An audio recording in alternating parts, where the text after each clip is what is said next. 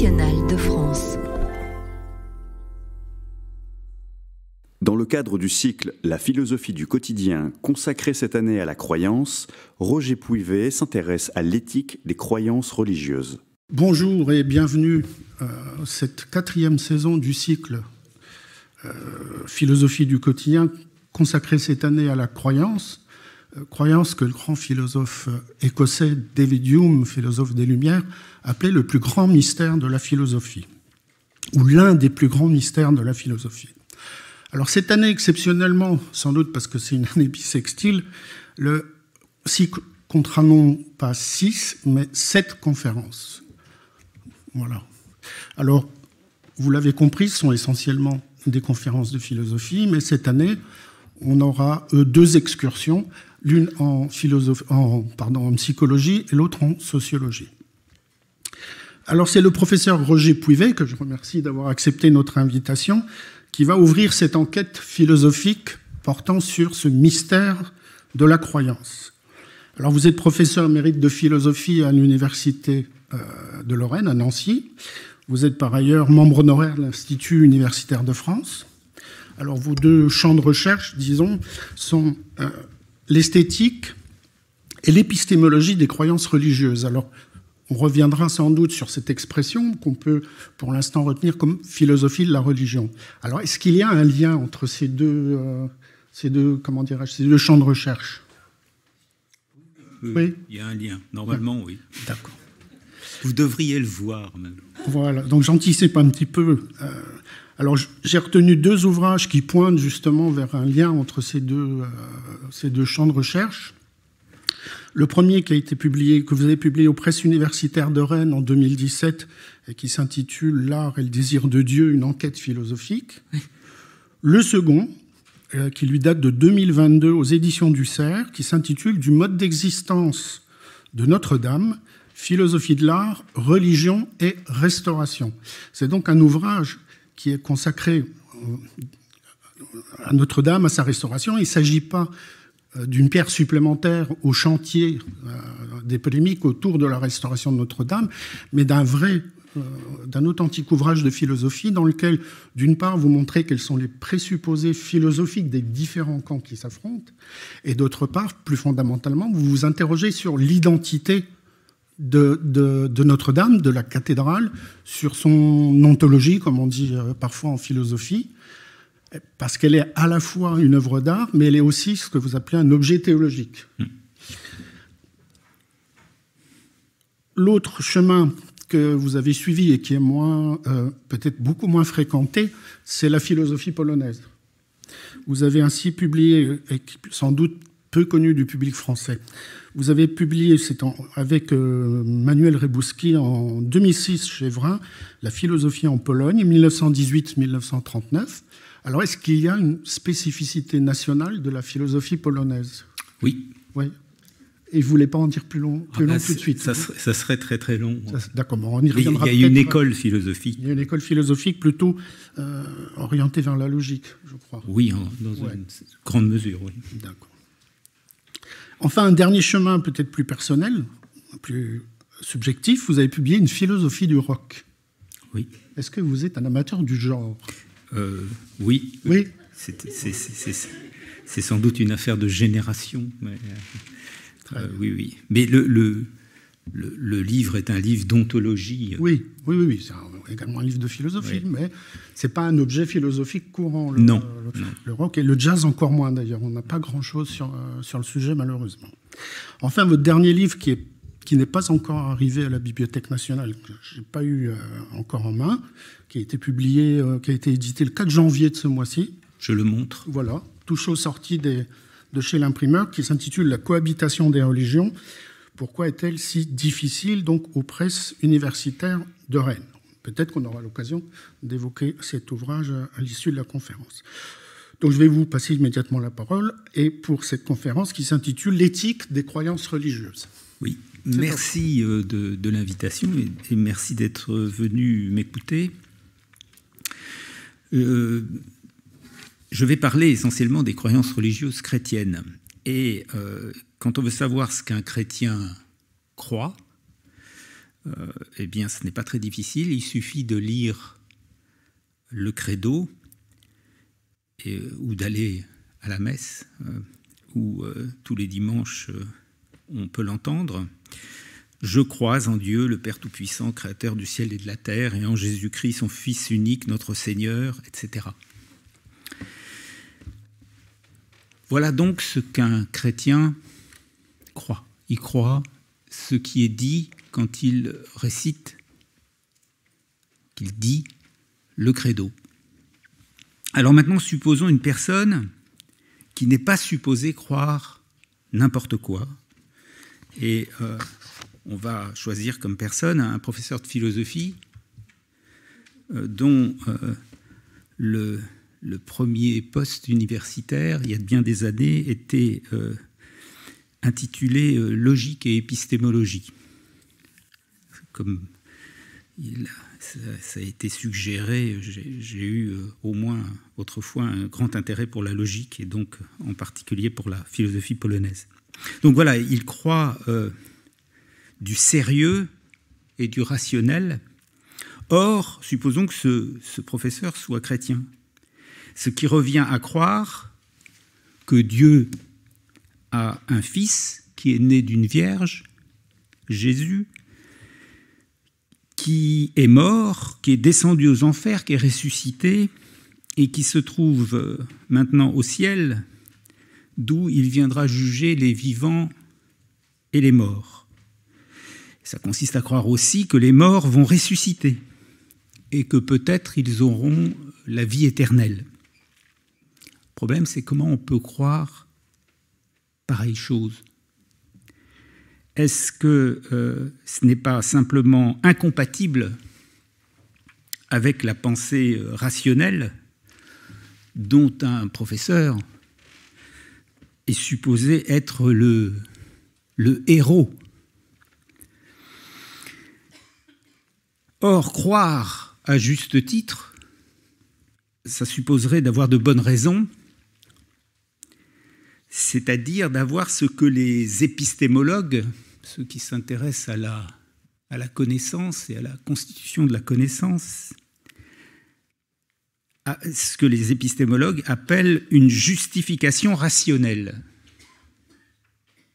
Et beaucoup considèrent qu'une justification rationnelle consiste, dans une grande mesure, en un constat empirique. Je crois à juste titre qu'il pleut parce que je constate que la pluie tombe. Et on ne devrait même croire, entend-on souvent, que ce qui est vérifié. Et c'est pourquoi, là aussi, souvent, la connaissance scientifique est présentée comme un modèle de rationalité, parce qu'elle est fondée, dit-on, sur des faits dûment constatés. Et on parle de science expérimentale pour montrer ce lien avec le constat empirique. Alors, souvent on considère qu'il y a une autre sorte de justification que celle par l'expérience. Il y aurait une justification purement logique. On part de prémices vraies, et puis en respectant des règles logiques ou démonstratives, on parvient à une conclusion vraie. On se dit, dans les sciences formelles, en particulier en mathématiques, c'est comme cela. Donc la justification n'est pas empirique, elle est logique. Mais le chrétien semble ne pas avoir de justification empirique, c'est le moins qu'on puisse dire. Comment voulez-vous vérifier empiriquement les énoncés du credo? Comment voulez-vous vous assurer de la virginité de Marie, Mère de Dieu, ou de la résurrection de Jésus-Christ? Et le chrétien ne semble pas avoir non plus de justification, je dirais, purement logique. Comment pourrions-nous prendre au sérieux la moindre preuve de l'existence de Dieu? Et donc, comment, dès lors, pourrait-il être rationnel d'y croire, et en particulier, dès que cette croyance est comparée au savoir sérieux de la science, telle qu'elle s'est développée depuis les Lumières et qui est souvent présentée comme le modèle de toute explication rationnelle. L'idée qu'il y a derrière cela, c'est que des obligations épistémiques, des obligations intellectuelles, je dirais épistémique, ce n'est pas un mot très courant dans la langue française, mais je le dirais pour intellectuel, c'est la même chose. Alors, on dit souvent qu'il y a des obligations épistémiques qui s'imposent à nos croyances. Et à défaut que ces obligations soient respectées, nous n'aurions pas le droit de croire. Et ces obligations, quelles sont-elles? Eh bien, Pascal Angèle, qui parlera aussi dans cette série sur la croyance, dans son livre Les vices du savoir, les a clairement désignées, ces obligations. Ce sont des normes.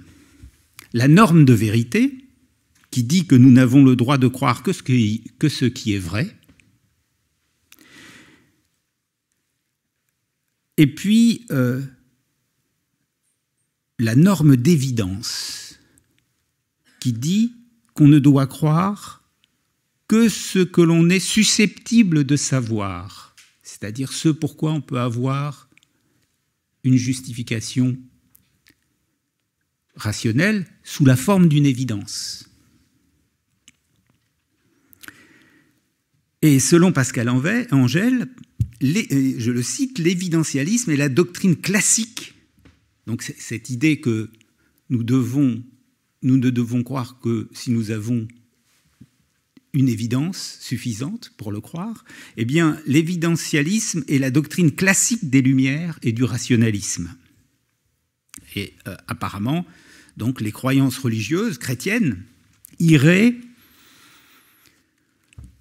contre les Lumières et contre le rationalisme. Donc la croyance ou les croyances chrétiennes seraient irrationnelles, mais si elles sont irrationnelles, est-ce qu'elles ne sont pas même immorales? Alors, expliquons cela. C'est ce que suggère un philosophe anglais de la fin du XIXe siècle, qui s'appelait William Clifford, qui était un mathématicien, c'est d'ailleurs un des grands mathématiciens de la deuxième moitié du XIXe siècle, c'est pas un simple amateur de mathématiques, c'est un grand mathématicien, Clifford. Mais il faisait aussi de la philosophie et c'était un libre penseur. Et dans un article qui est célèbre, au moins dans le monde anglo-saxon, et qui est intitulé « L'éthique de la croyance », il énonce le principe suivant.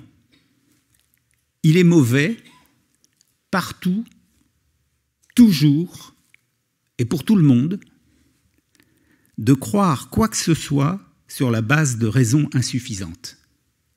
Il est mauvais, partout, toujours, et pour quiconque, ou pour tout le monde, de croire quoi que ce soit sur la base de raisons insuffisantes. Autrement dit, ce serait une faute morale d'avoir une croyance injustifiée. Donc non seulement une croyance injustifiée serait irrationnelle, mais elle serait moralement blâmable. Pourquoi? Parce que nous serions responsables de nos croyances, des croyances que nous avons, et si nous n'avons pas de raison suffisante pour les justifier, ce n'est pas simplement une obligation intellectuelle à laquelle nous renonçons, mais c'est aussi une obligation morale. Donc nous serions moralement coupables de quoi exactement? Eh bien, nous serions moralement coupables, sans doute, des conséquences négatives des décisions prises à partir de croyances injustifiées. Et dans cet article célèbre, L'éthique de la croyance de Clifford, c'est vraiment pas dans le monde français, mais francophone, mais dans le monde anglais, si vous voulez, c'est vraiment un article très très célèbre que beaucoup d'étudiants qui font de l'épistémologie lisent. Eh bien, il prend comme exemple dans cet article la fiabilité d'un navire. Un armateur, ça se passe dans la deuxième moitié du 19e siècle, donc voilà, il y a beaucoup de gens qui partent d'Angleterre pour les États-Unis, et il dit voilà, un armateur arme un bateau qui s'en va vers les États-Unis, et puis la fiabilité du navire, il n'en a pas trop d'idées, ou il ne la vérifie pas, ou il espère simplement que le navire est fiable. Il croit qu'il est fiable, mais il n'a pas de raison suffisante pour le croire. Le navire coule, tous les passagers meurent, les membres d'équipage aussi, tout le monde se noie. Eh bien, sa croyance, qui n'était pas fondée sur des raisons suffisantes, semble bien être à l'origine du drame, et donc il est moralement coupable, cet armateur, et pas simplement intellectuellement coupable. Sa croyance était injustifiée, et dès lors, il est responsable des conséquences déplorables, il est moralement responsable des conséquences déplorables de cette croyance. Mais Clifford ajoute que même si par chance le navire ne faisait pas naufrage, la responsabilité morale de l'armateur n'en serait pas moins engagée par ce seul défaut de raison suffisante de penser que le bateau est fiable. Donc l'absence de conséquences désastreuses ne change rien à l'immoralité de la croyance injustifiée de l'armateur. En fait, cette critique de Clifford s'adresse non pas aux armateurs, mais aux croyants religieux. C'est cela qu'il vise, c'est un libre penseur, et c'est eux qu'il vise, même s'il parle de cet armateur. Parce que, pour la même raison, il serait moralement ignoble qu'un chrétien, par exemple, élève ses enfants dans la religion. Parce qu'il les encourage à croire ce pourquoi ses propres raisons sont insuffisantes. À avoir des croyances qu'ils ne devraient pas avoir. Il les encourage à avoir des croyances qu'ils ne devraient pas avoir s'ils respectaient les obligations épistémiques qui sont la règle de vérité et la règle d'évidence. Et il y a tout un courant qu'on appelle de néo-athéisme dans le monde anglo-saxon. Il y en a un qui est un peu plus connu en France, qui s'appelle Richard Dawkins. Ses livres ont été beaucoup traduits. Il y en a un autre qui est assez connu, qui s'appelle Daniel Dennett. Mais aussi Sam Harris et Christopher Hitchens. Voilà, ils ont... il y a un courant néo-athée ou néo-athéiste très fort qui dit que l'éducation religieuse des enfants, c'est de la maltraitance à enfants. Parce que ça consiste à inculter des croyances injustifiées. Enfin, c'est l'une des raisons qu'ils donnent. Il réclame l'éradication de la religion, en particulier dans l'éducation, ce qui a une certaine importance en Angleterre, au nom de la justification rationnelle et de la morale intellectuelle, de l'éthique intellectuelle. Donc l'affaire semble faite, les croyances chrétiennes, et on pourrait dire vraisemblablement celles des autres religions aussi, sont irrationnelles et sont immorales. Et donc, au nom de l'éthique intellectuelle, la les croyances religieuses seraient à blâmer, elles seraient à blâmer intellectuellement et moralement. Voilà, alors, si on s'arrête là, il y a une condamnation ferme des croyances religieuses et des croyants qui sont non seulement irrationnels, mais immoraux. Je voudrais maintenant me demander, mais de quelle éthique intellectuelle s'agit-il quand on condamne comme cela, au nom de la rationalité et de la moralité de la croyance, les croyances religieuses? De quelle éthique intellectuelle il s'agit? Eh bien, il s'agit d'une éthique intellectuelle que l'on peut dire, ou que je dirais, déontologique. Vous voyez ce qu'est une déontologie? Un ensemble de règles. En général, c'est une déontologie qui, dans un domaine particulier, par exemple pour les médecins ou pour les avocats, voilà. Il y a une déontologie, c'est l'ensemble de règles qui régissent une pratique. C'est ça, une déontologie. Eh bien, cette éthique intellectuelle que j'ai, en quelque sorte, qui est implicite dans ce que j'ai dit jusque-là, elle est déontologique. Elle affirme que la légitimité d'une croyance suppose que cette croyance satisfasse un ensemble de règles, de normes ou même d'impératifs. Et dans cette conception déontologique de l'éthique de la croyance, le principe, c'est que tout ce qui n'est pas permis est interdit. Tout ce qui n'est pas permis est interdit. C'est-à-dire qu'une croyance, pour être acceptable, permise, autorisée, si vous voulez, doit l'être en fonction de normes et singulièrement de la norme d'évidence.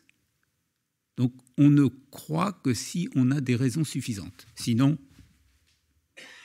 c'est interdit de croire. Et ça suppose que nos croyances sont justifiées au terme d'une enquête ou même d'un contrôle en fonction de normes. Et donc, il n'est rationnel et légitime de croire que ce qu'il est obligatoire de croire en fonction des normes épistémiques, et principalement de cette norme d'évidence. Et donc tout ce qui n'est pas permis en fonction de ces règles intellectuelles serait épistémiquement prohibé, interdit. Je crois que les Français, tout particulièrement, ont l'habitude de ce type d'épistémologie parce que c'est, je crois, dans une grande mesure, celle de Descartes. Vous voyez, ça consiste à faire une enquête sur ses croyances, en discours de la méthode ou les méditations métaphysiques. C'est ça qui est fait. Alors, pour que les croyances religieuses, celles du credo en particulier, soient légitimes, il faudrait qu'elles satisfassent la règle d'évidence objective qui est valable pour chaque personne, indépendamment de qui elle est. Et comme l'évidence qui peut être revendiquée par un croyant est éminemment subjective, qu'elle est personnelle, qu'elle n'est pas universalisable, que c'est souvent une expérience intérieure, alors une éthique déontologique condamne la croyance religieuse. Et on dirait alors, selon cette éthique déontologique, la croyance religieuse n'étant pas rationnelle, il est mauvais toujours, partout et pour quiconque de l'avoir. Bien, mais est-ce qu'il y a une autre possibilité que une éthique intellectuelle une réflexion sur notre droit de connaître et de savoir, et notre droit de croire, est-ce qu'il y en a une autre que déontologique? Eh bien, je crois que oui. Mais cela suppose que l'on conteste que l'éthique intellectuelle, que le principe même de l'éthique intellectuelle soit déontologique, c'est-à-dire consiste en un ensemble de règles universelles, applicables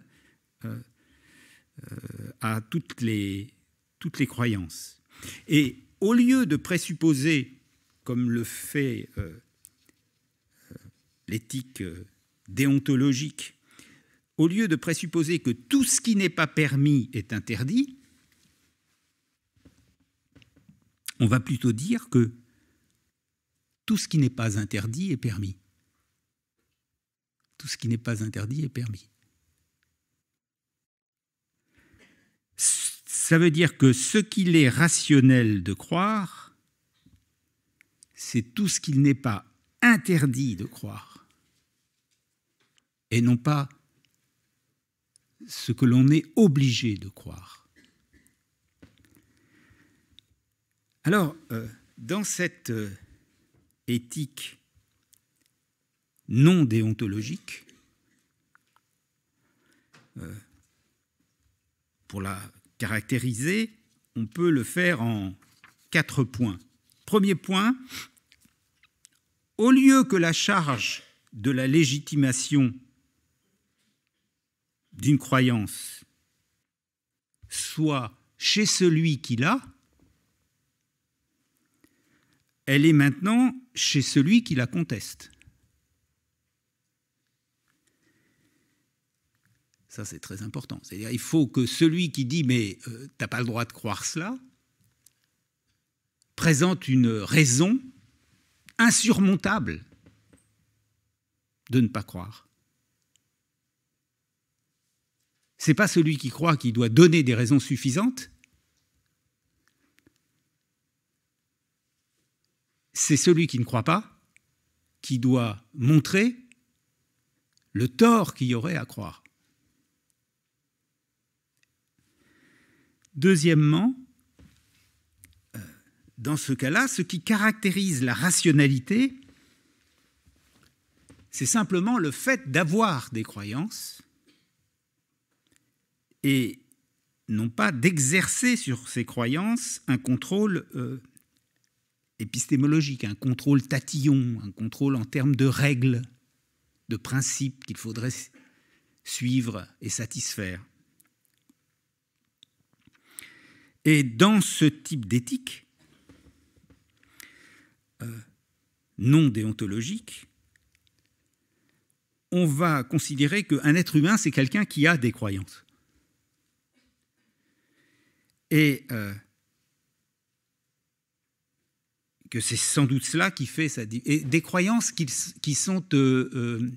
a des croyances qu'il peut exprimer, hein, qui prennent une forme linguistique, qui prennent une forme de proposition ou d'énoncé. Hein. Parce que vous pouvez penser que votre chat, votre chien, votre poisson rouge a des croyances. Mais je pense que vous ne considérerez pas qu'il les énonce au sens strict, et que votre chat vous demande « t'as du lait » Et donc la rationalité, c'est exactement cette capacité-là, à laquelle cette capacité de d'énoncer les croyances que l'on a. Ce n'est pas celle de les contrôler, c'est celle d'avoir des croyances et de les énoncer. Troisième point, nous sommes faillibles. Donc nous pouvons nous tromper et nous savons que nous le pouvons. Ce qui signifie que nous savons que nos croyances peuvent nous être reprochées si elles sont fausses. Mais le critère de ce reproche, c'est qu'elle soit fausse ou qu'elle n'ait pas été acquise de la façon dont il est approprié qu'elle le soit en fonction des croyances dont il s'agit.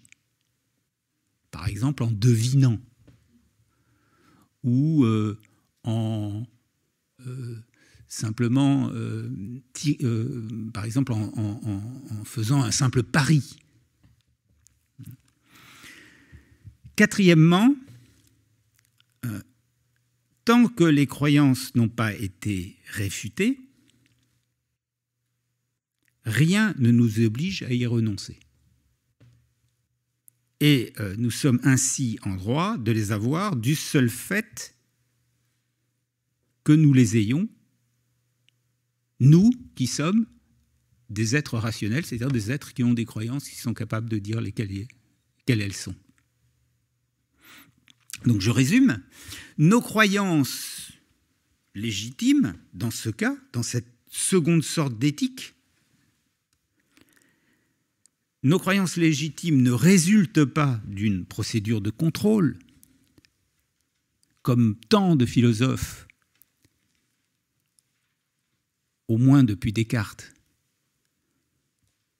mais il y en avait d'autres avant déjà, mais au moins depuis Descartes, ont eu tendance à le penser. Donc nos croyances légitimes ne résultent pas d'une procédure de contrôle, elles sont en revanche corrélatives de la sorte d'être que nous sommes, des êtres rationnels. Et ce n'est pas la rationalité de nos croyances dûment contrôlée par une sorte de police épistémologique qui fait notre rationalité, c'est notre rationalité qui fait que nos croyances sont prima facie, à première vue, si vous voulez, rationnelles, même si nous pourrions renoncer à certaines.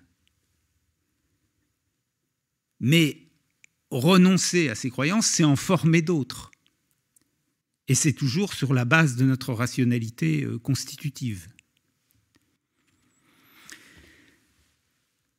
Donc, dans cette éthique, ce qui rend les croyances légitimes, c'est la vie intellectuelle d'un être rationnel,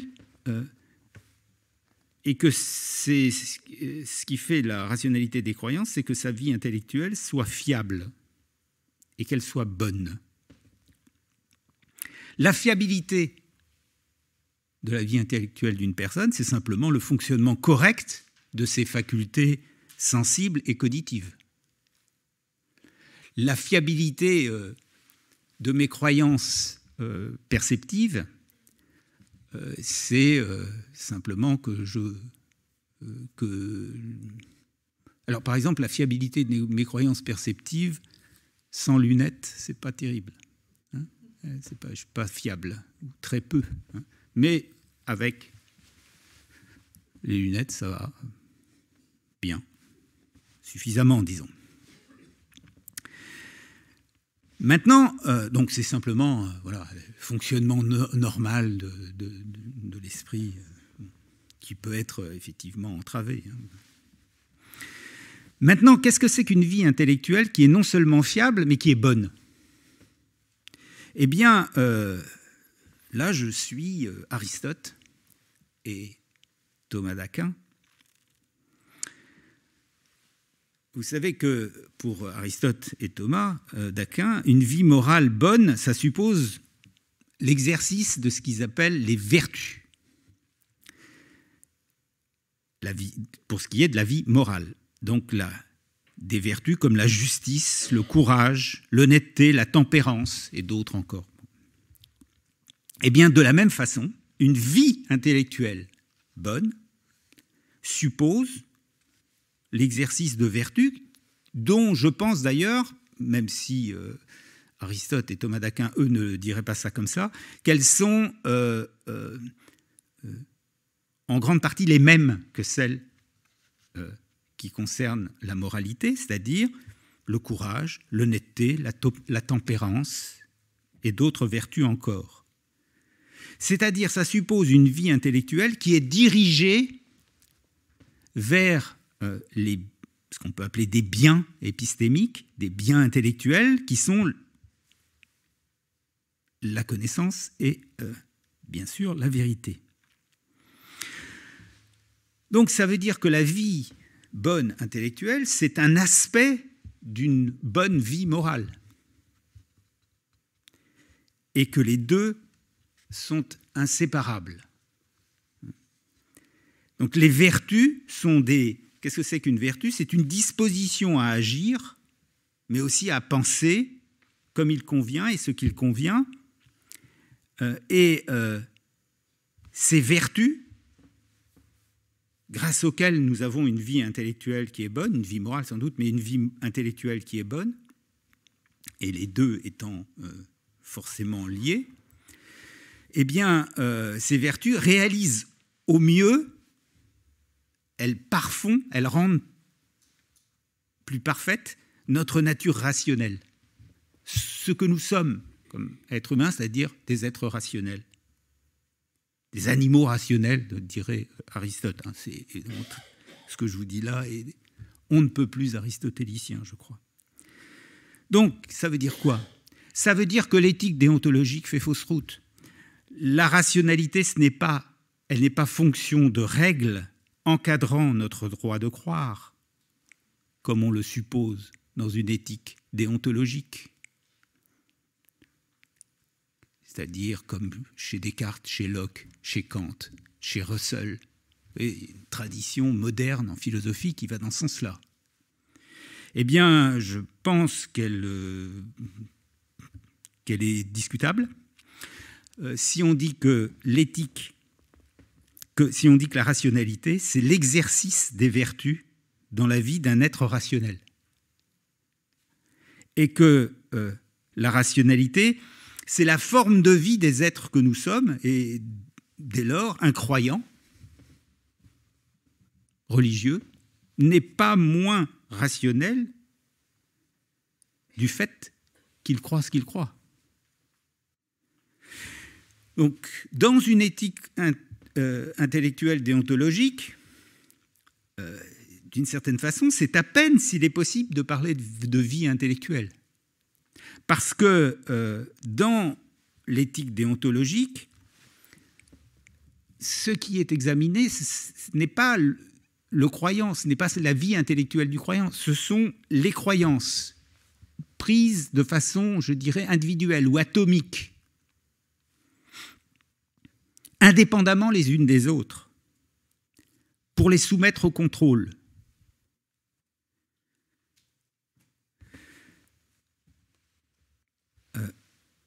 Et c'est pourquoi, d'une certaine façon, ce ne sont les croyances, d'une certaine façon, de personne, puisque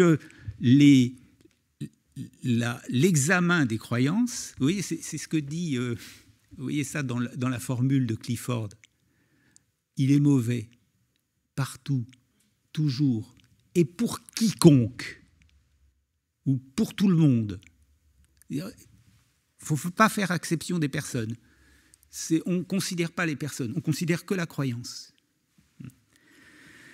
Donc le contrôle suppose l'indifférence à la personne qui a la croyance, à sa vie intellectuelle, à qui elle est et pourquoi elle a de telles croyances.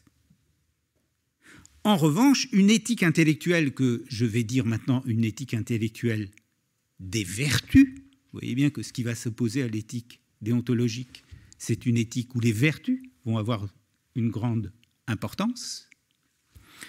Eh bien, ce qui va s'opposer à l'éthique intellectuelle déontologique, c'est une éthique des vertus qui porte, non pas à proprement parler sur des croyances, mais sur la personnalité intellectuelle de ceux qui croient. Et cette éthique, elle vise à décrire les qualités de caractère.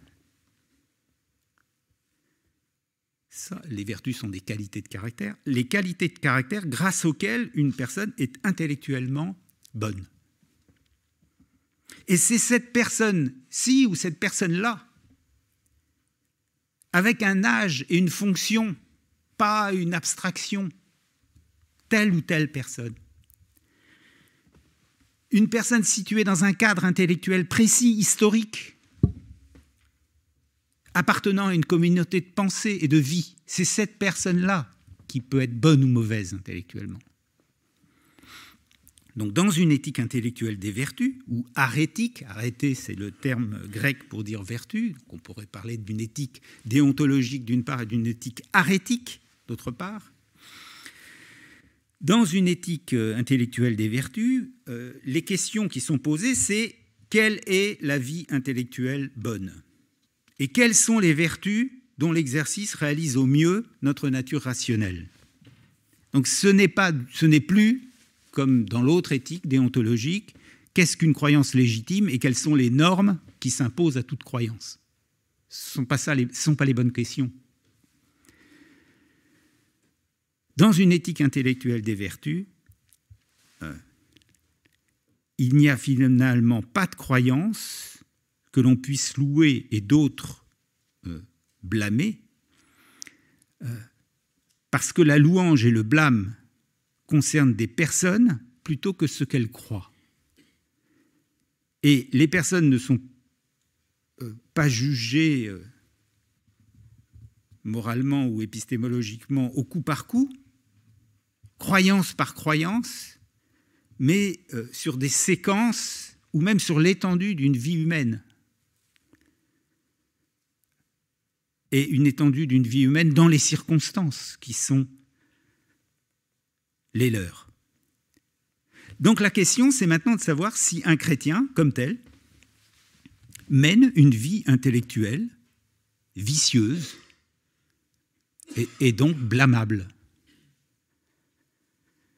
Alors, je vous l'ai dit, dans une éthique intellectuelle déontologique, c'est sans doute la conclusion qui s'impose. Parce qu'on va dire, comme il n'a pas de raison suffisante pour ses croyances,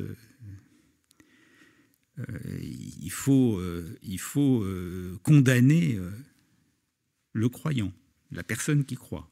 Et c'est bien à cela qu'en arrive Clifford dans l'éthique des croyances, et d'une certaine façon aussi,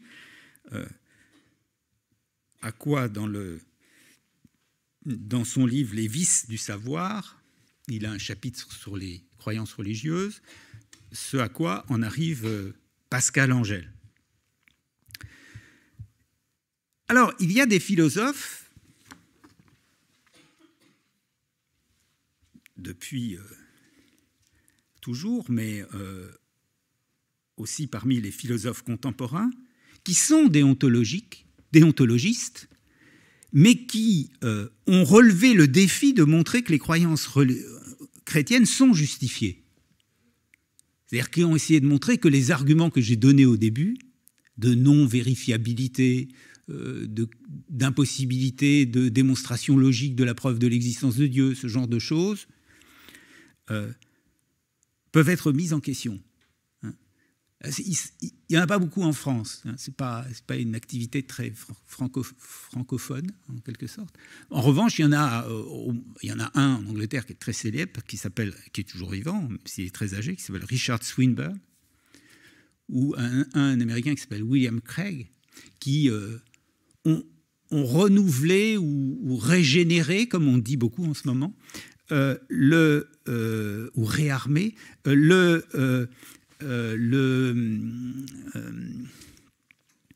les preuves de l'existence de Dieu. Vous voyez bien que ce n'est pas du tout dans ce sens-là que je vais. Parce que dans une éthique intellectuelle des vertus, la suspicion épistémologique à l'égard des croyances religieuses n'est simplement pas de mise. Et donc vous n'avez pas besoin de vous justifier, en quelque sorte. La question devient alors celle de savoir si les croyances religieuses sont acquises contre le meilleur fonctionnement des facultés cognitives et contre nos meilleures dispositions intellectuelles et morales, c'est-à-dire de façon vicieuse. Et je suis tenté de penser que ce serait difficile de montrer que les croyances religieuses et les croyances chrétiennes que j'ai énoncées au début, celles qui sont dans le credo, sont susceptibles d'être rejetées en montrant que ceux qui les ont fonctionnent mal cognitivement, c'est-à-dire sont cinglés, enfin, pour le dire un peu crûment, et surtout qu'ils seraient particulièrement vicieux intellectuellement.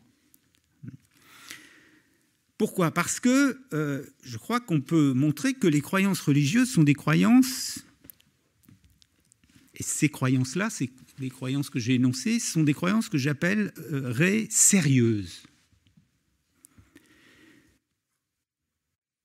Qu'est-ce que c'est qu'une croyance sérieuse? Je parle aussi des croyances sérieuses dans ce dernier livre là, sur la cohabitation des religions. Qu'est-ce que c'est qu'une croyance sérieuse? C'est tout ce qu'il serait... Ce sont des croyances pour lesquelles tout ce qu'il serait possible de dire en leur défaveur est moins crédible qu'elles ne le sont. Alors, je vous donne des exemples de croyances sérieuses non religieuses. Le monde matériel existe. On peut jouer à se faire peur. Dire peut-être que le monde extérieur n'existe pas, mais vous voyez bien, c'est ce qui se passe dans la première méditation de Descartes.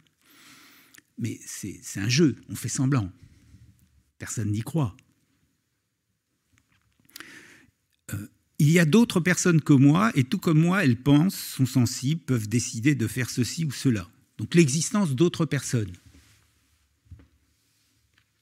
Le solipsisme, on fait semblant quand même. Croire qu'on est le seul esprit. Oui, la croyance dans l'existence d'autres personnes que soi, la croyance dans le monde extérieur, sont des croyances sérieuses, c'est-à-dire tout ce qu'on peut avancer contre elles semble moins crédible que ces croyances-là. Bien sûr, elles ont été contestées par des philosophes, mais justement, ces arguments, les arguments qu'ils ont pu avancer, n'ont jamais été complètement suffisants pour que nous y renoncions. Voilà, on peut dire ça comme ça. Pourquoi? Parce que ce qui fait le sérieux d'une croyance dans l'existence des choses matérielles, c'est qu'elle n'est pas une hypothèse. Ce n'est pas une hypothèse en faveur de laquelle on dispose d'arguments. Quand on se réveille le matin, on ne se dit pas, tiens, bon, je vais faire l'hypothèse qu'il y a bien un monde extérieur. Oui, c'est pas...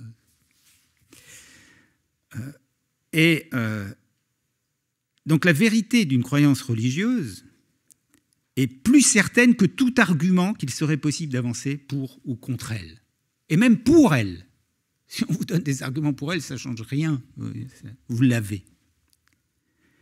Alors je crois que ça vaut aussi pour des croyances particulières, parce que là c'est des croyances très très sophistiquées, ou très générales plutôt, pas sophistiquées mais générales, mais pour des croyances particulières.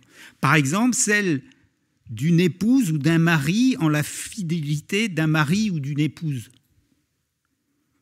Et cela même, alors même que contre cette fidélité, des arguments peuvent lui être gentiment suggérés, ou méchamment suggérés. Vous voyez, cette croyance, il peut ne pas y avoir de raison indiscutable en sa faveur.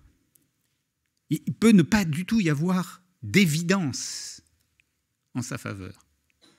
Mais tout ce qu'on pourra avancer contre paraîtra moins crédible que la croyance elle-même. Alors on pourrait dire, mais est-ce que ce n'est pas un aveuglement volontaire?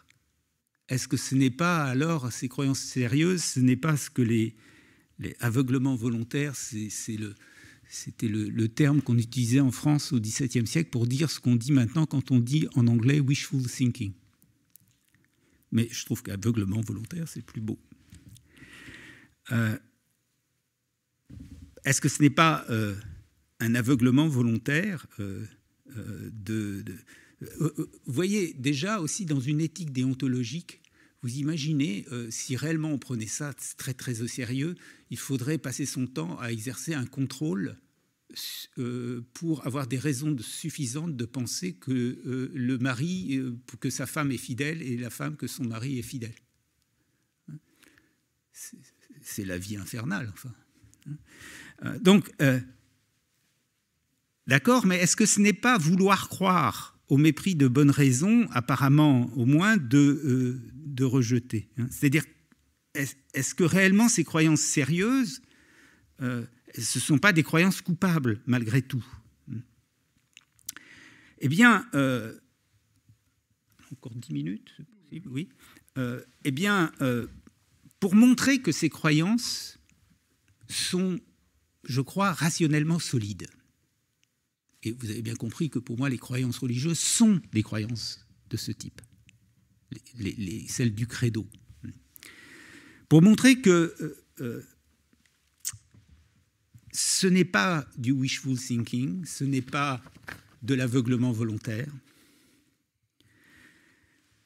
Je vais prendre une situation qui n'est pas rare. Et peut-être certains d'entre vous se sentiront très concernés par cette situation. C'est celle d'une personne qui s'éloigne de chez elle et qui se pose la question, est-ce que j'ai fermé la porte? Je ne sais pas si ça vous arrive. Elle descend les escaliers, elle arrive en bas et dit, est-ce que j'ai fermé la porte? Elle revient sur ses pas, elle contrôle pour s'apercevoir que oui, elle a bien fermé la porte. Et puis elle s'éloigne et de nouveau, elle n'est plus certaine, elle se pose la question et elle revient en arrière pour contrôler de nouveau. Et elle s'éloigne encore, et même chose, et ainsi de suite. Alors comment l'aider? Comment aider cette personne? Oui, en un sens, on pourrait dire, elle ne veut pas croire qu'elle a fermé la porte. Et vous remarquez que dès que elle s'est éloignée de la porte et qu'un tout petit peu de temps s'est passé, l'évidence qu'elle l'a fermée n'est plus disponible. Et elle peut raisonner à la Descartes en disant des fois j'ai cru faire des choses dont je me suis aperçu que je ne les avais pas faites. C'est vrai, on s'en aperçoit. Et je peux avoir une mémoire, ma mémoire est parfois défaillante. Quand il faut taper ses codes. Hein, voilà. Et on se trompe 3 fois. Et puis bon. Donc on voit bien que de temps en temps, il y a un trou, quoi. Donc on pourrait se dire à chaque fois qu'on est en bas de chez soi, qu'on a descendu les escaliers, est-ce que je ne suis pas dans le cas où il y a un trou et hop, je remonte. Ce qu'on veut lui dire à cette personne, c'est crois fermement que tu as fermé la porte. Ne doute pas d'avoir fermé la porte. Ta croyance est sérieuse. Ce n'est pas une hypothèse que tu as besoin de confirmer. Alors, évidemment, beaucoup diraient, mais ce conseil, c'est un conseil d'aveuglement volontaire. On conseille à la personne de s'aveugler volontairement. Eh bien, je ne crois pas du tout, parce que l'aveuglement volontaire ne consiste pas à croire sans évidence, mais à être convaincu par un très mauvais argument ou par une fausse évidence. Le très mauvais argument, c'est qu'il suffit de vouloir quelque chose pour que ce soit vrai. Ici, j'ai fermé la porte. Or, quand je dis qu'il faut vouloir croire qu'on a fermé la porte, ce n'est pas à un argument qu'il est fait appel.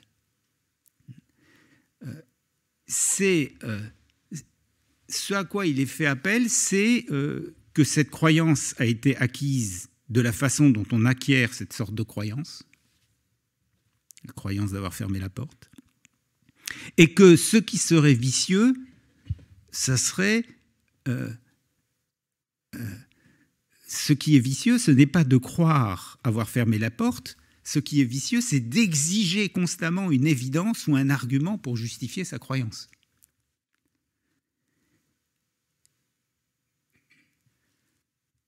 Donc ce n'est pas, je dirais, c'est pas un effort de volonté qui est demandé,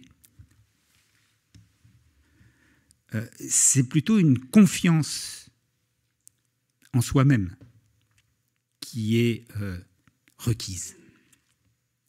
Ce n'est pas une règle qui est requise, c'est une confiance en soi-même qui est requise. Évidemment, ça ne veut pas dire qu'une erreur n'est pas possible. L'erreur reste possible. Mais cette possibilité ne change rien à la confiance.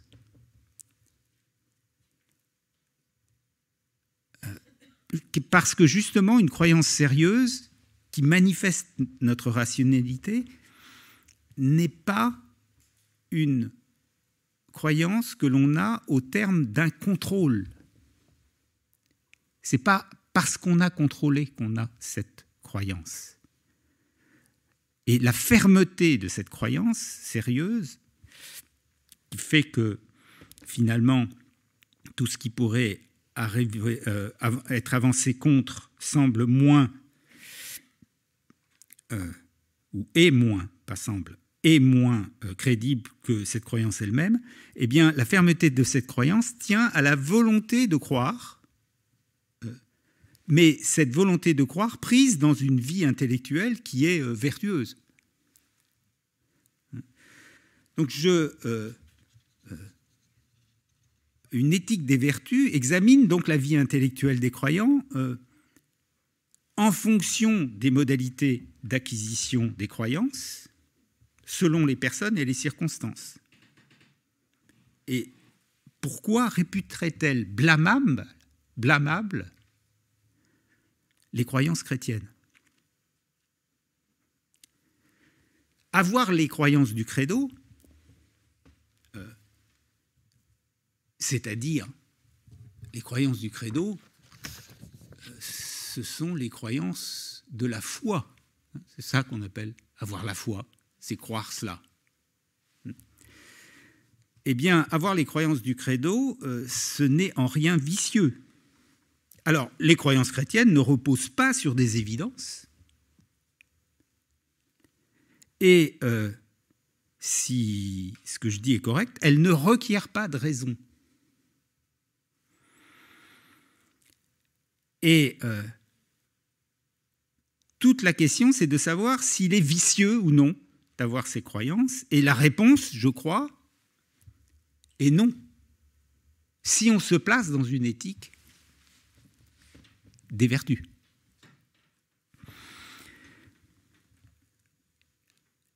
La foi, au moins pour Thomas d'Aquin et beaucoup de théologiens, est certaine, c'est-à-dire il n'y a aucun doute.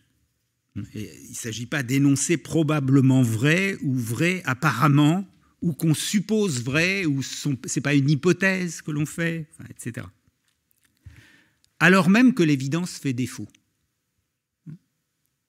Quand je vous dis cela, quasiment, je vous dis en termes contemporains ce que Thomas d'Aquin dit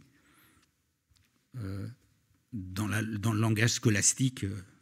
C'est ça qu'il dit. Il dit c'est certain, et pourtant il n'y a aucune évidence.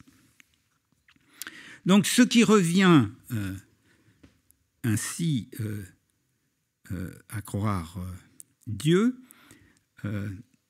finalement, dans la foi, on voit que dans une éthique intellectuelle des vertus, telle que je la comprends,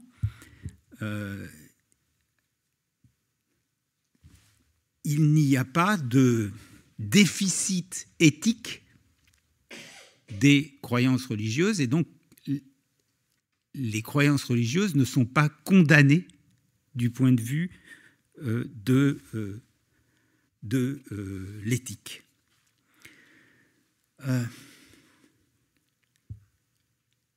Je finirai en 2 minutes, 3 minutes. Vous vous souvenez certainement dans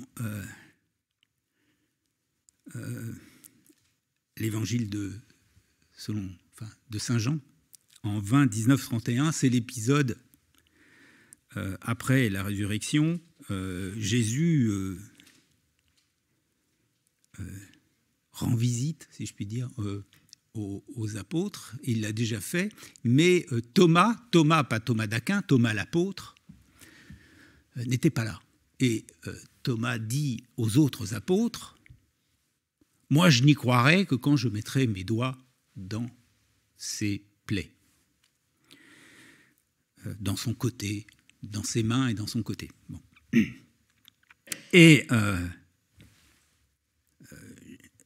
Jésus-Christ apparaît, et cette fois Thomas est là, il est avec les apôtres. Et Jésus rappelle à Thomas son défi, il lui dit « Avance ton doigt ici et vois mes mains. Avance ta main et mets-la dans mon côté. Cesse d'être incrédule, sois croyant. » Alors, il y a un célèbre tableau du Caravage où on voit Thomas mettre le doigt dans les plaies du Christ. Mais l'évangile de Jean ne dit pas qu'il le fait. Quoi qu'il en soit, Jésus, Thomas dit à Jésus « Mon Seigneur et mon Dieu », donc il croit. Et Jésus lui ajoute « Parce que tu m'as vu, tu crois. Heureux ceux qui croient sans avoir vu. » Passage célèbre. Eh bien, vous voyez, Thomas, l'apôtre, il avait trop lu Clifford et Pascal Angèle et il était devenu déontologiste. Et je crois que ce qui lui est rappelé, c'est qu'il y a une autre éthique intellectuelle. J'exagère, hein, il y a sans doute des interprétations théologiques plus subtiles que celles que je donne là, mais bon. Il y a une autre éthique intellectuelle, c'est celle de ceux qui croient sans avoir vu. Et qui ne sont pas pour autant vicieux du tout, puisqu'au contraire, la vertu de foi, puisque la foi est une vertu, ça consiste exactement en cela. Merci.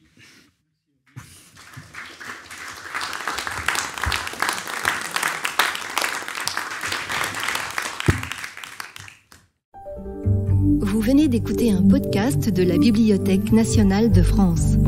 Retrouvez les conférences, rencontres et créations de la BNF sur toutes les plateformes de podcast ainsi que sur le site bnf.fr.